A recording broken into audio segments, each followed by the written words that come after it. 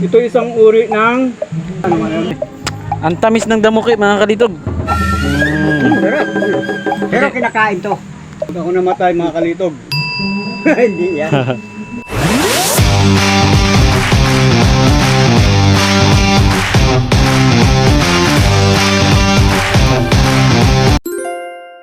Magandang araw mga kalitog. Nandito naman po tayo ngayon. Pilipirin ko lang yung mga nagiba kong kubo. Mga kalitog, ito tatawid na kami sa ilog para gumawa doon sa Ibayo. Sinama ko nga pala yung aking pinsan na si Tuto para gumawa. So ayan, patawid na Ang kami sa hirap po ilog. talaga, parang lulubog pa yung balsa oh. Sinasira ng bagyo yung aking kubo, Ano? kaya repairin ko ulit. Yan, yung naalala nyo, yung mga Lumayo. materialis Hindi. pala galing doon sa pwesto ko sa taas.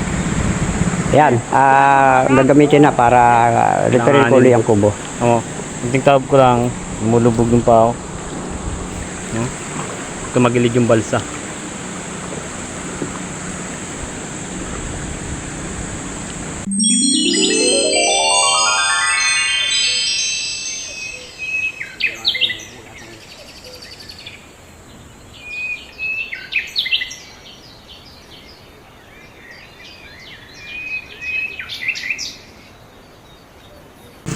Sa nga pala mga kalito, biniba ko yung dati kong kubo.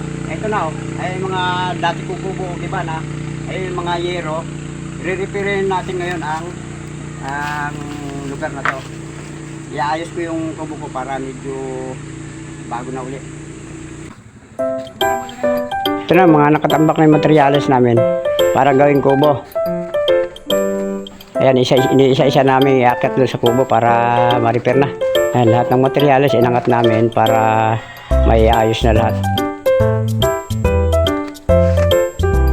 Aakyatin natin ang taas ng batong iyon.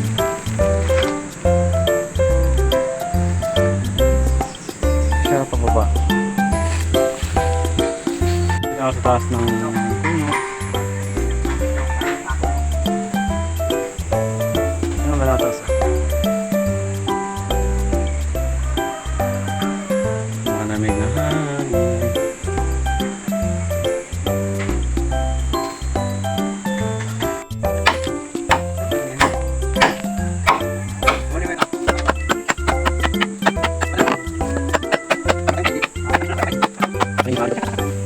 Simula nang lumabas yung init.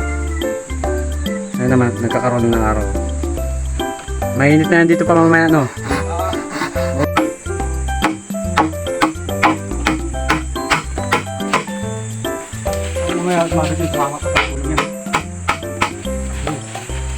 Sinimulan na namin paglalagay ng mga sahig. Go, let's go. Gagawin sahig kasi ang gagawin namin dito ay dalawang palapag. Yan, tulay-tulay lang kami dyan sa Gawa na sila yung skeleton. taas. Kailangan dito maging balanse ang mga Mga poste katawan yan, lalaki ng mga para poste oh. hindi mahulog. May kami prutas. Ano yung makahula ng ikas piso? Gcash piso. Bukan daw. Sa mababa, punta ko dyan. Dito na. Mga kalito. Kalihan. Punta ko dyan. Hindi mo ano kayang prutas ito mga kalitog? Oh, nilalanggam mo.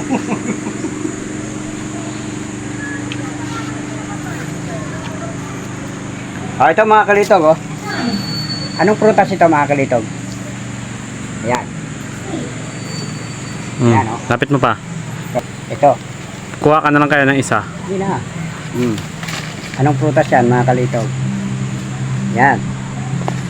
Parang bayabas pa. Yan. Pero Hindi. kinakain to. Kinakain to. Pinakain ba yun? Hindi naman. Kainin mo nga. Kinakain to. To oh. Kainin mo to. To. Pag ako namatay mga kalitog. Hindi yan. Hindi, kinakain to. Yan kinakain to. Kahit hilaw. Marami nito sa luko. Hilaw yan? Kinakain to. Tamis to. Sarap. Wow. Ako na mag-uula mga kalitog. Sige. Ito isang uri ng kulay-pula. Ano nga yun? Kung tawagin sa amin ay tambis. Tambis ito. Makupang. Makupang puti. Makupang green. Ang green. Yan. Makupang green. Okay. Ito. Ito ang tinatawag na magkupang gubat. Wow. Yan, oh. Sarap yan, matamis.